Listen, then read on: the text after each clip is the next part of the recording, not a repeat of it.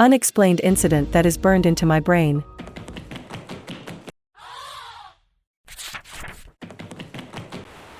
Just a quick backstory, I grew up in Providence, Rhode Island, and everyone who's lived there knows it is very busy and noisy all day. The rip to buses, traffic, businesses everywhere, but at night it gets very quiet and very eerie sometimes. This story is about an incident that happened to me when I was 15 and I got my first job at McDonald's. This gives me chills every time I think about it. I was 15, and just got hired at McDonald's down the street from where I live. It was perfect because I could get to and from work without worrying about getting a ride from my parents. While working there I met some kids my age that I became close with. Unfortunately they weren't the greatest of kids.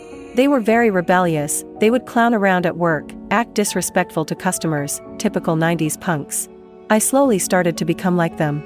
I began disrespecting my parents, which was totally not like me, but I was always the need that didn't have many friends, so I wanted to fit in. Side note, I was very sheltered growing up and didn't really get around much because my parents were very overprotective of me.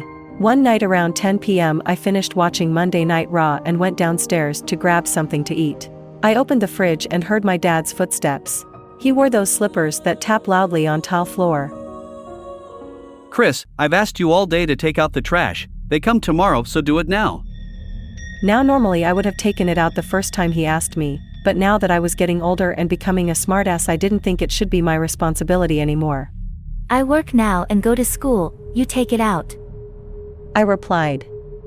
My dad's eyes got wide as I've never spoken to him this way before.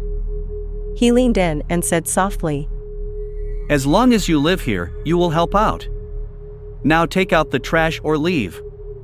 I called his bluff, and rather than just simply taking the trash out I rebelled like the dumb teen that I was. Fine, I'll leave, if you're going to kick me out for that. Don't bother looking for me, I'm done living in this stupid house. I said as I opened the door and slammed it.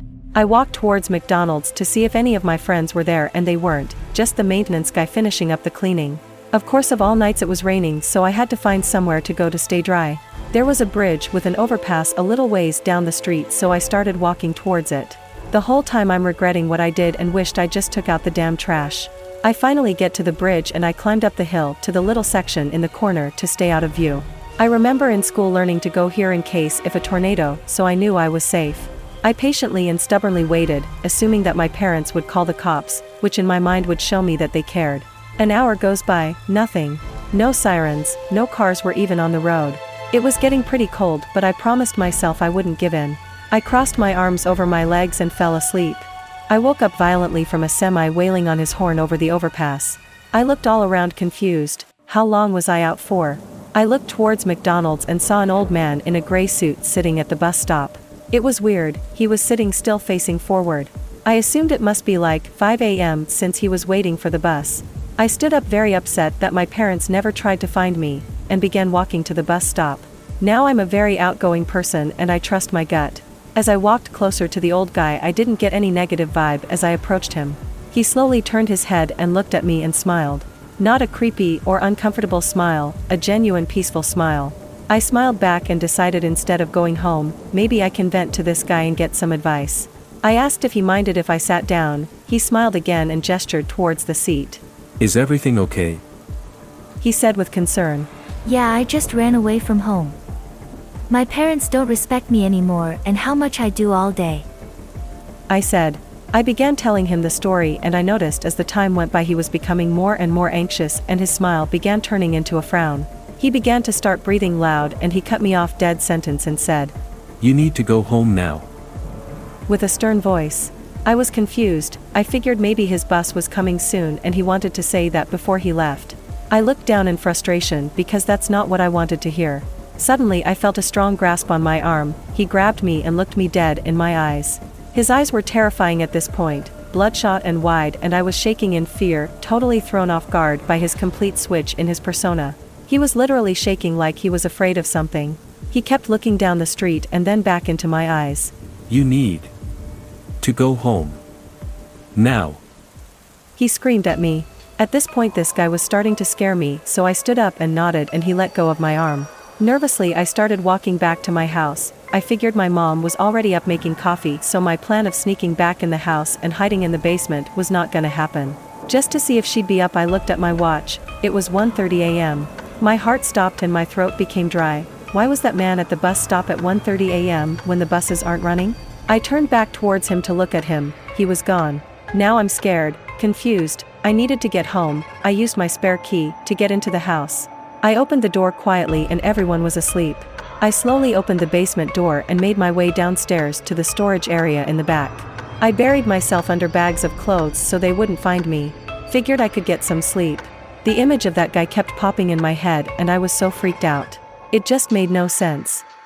Just then I heard loud sirens passing by, and not just one, multiple bursts of sirens coming every 10 seconds or so. I smiled thinking I've won. My parents called the police to look for me. My plan worked. And now I'll make them worry until the morning and regret kicking me out. I made myself a little bed and covered myself up to stay hidden and fell asleep. I woke up to hearing my mother sobbing upstairs. I looked outside the little basement window and saw daylight, so I figured I'd go upstairs and get my apology. I opened the basement door and walked into the kitchen. My mother was sitting at the dining room table with her head in her arms. She immediately looked up at me and gasped. She stood up and ran over to me and hugged me so tight. I thought you were dead. Why would you think that? I asked. What she said next sent chills throughout my entire body. She said that last night around 1:40 a.m. a drunk driver crashed into the bus stop in front of the McDonald's. It was completely destroyed. I started breathing heavy and realized that man saved my life. If he didn't tell me to leave when he did, I would have been sitting there and would have been killed. So many emotions were running through me, I didn't know how to handle it, so I just hugged my mother and immediately began to cry. I apologized and realized that I miss the old me. I almost got myself killed from my own stubborn stupidity. I dropped those friends and got into a new crowd at school. And from that point on, anytime the trash was full, I just took it out.